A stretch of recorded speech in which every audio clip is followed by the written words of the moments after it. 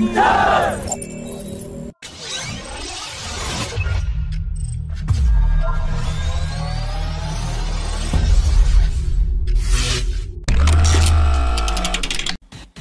had reported recently that the Indian Air Force has committed to procure 6 squadrons of Tejas Mark II fighter jets, and the Air Force will procure 4 additional squadrons of Tejas Mark II at a later stage.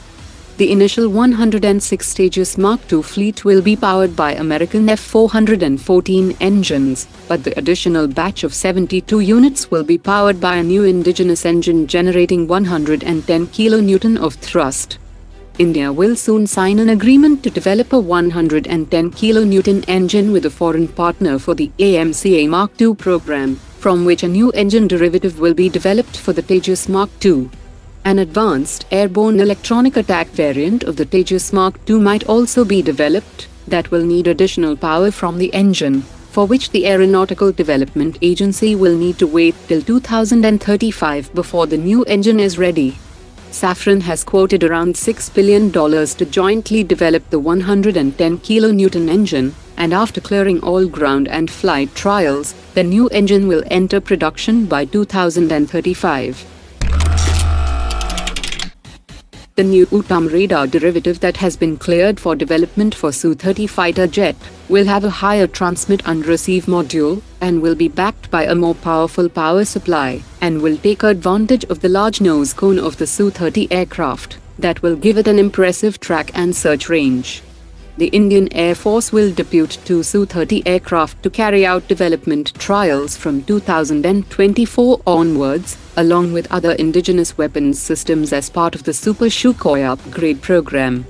The Uttam radar will also help further in the integration of futuristic weapons like a hypersonic cruise missile on the Su-30, and air-to-surface weapons that are under development.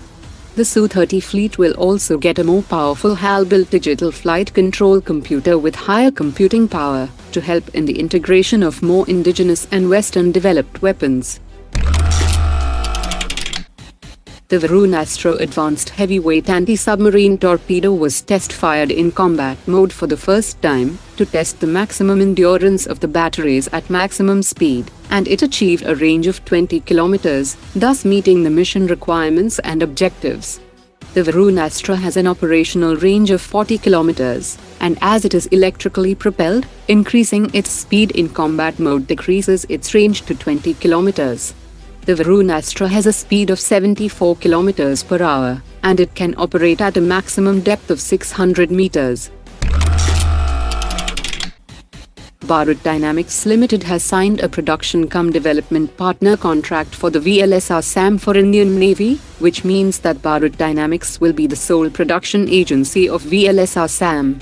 The deal for Akash Prime missiles for the Indian Air Force is at contract stage, and will soon be awarded by Ministry of Defence.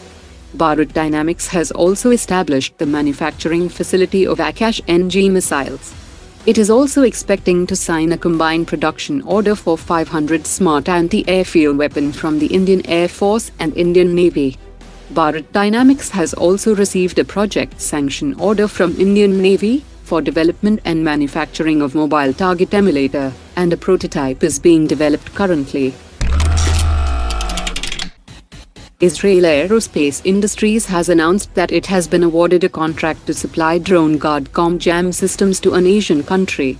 The contract comprises several dozen systems that will be used for the long-range detection and disruption of unmanned aerial systems, whether they are operating in swarms or independently, without impacting civilian communications and GPS in the same area.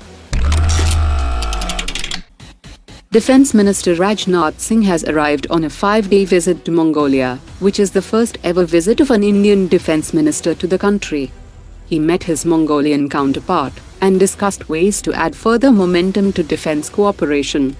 He also inaugurated a cybersecurity training center at National Defense University in Mongolia that has been built with assistance from the Indian government.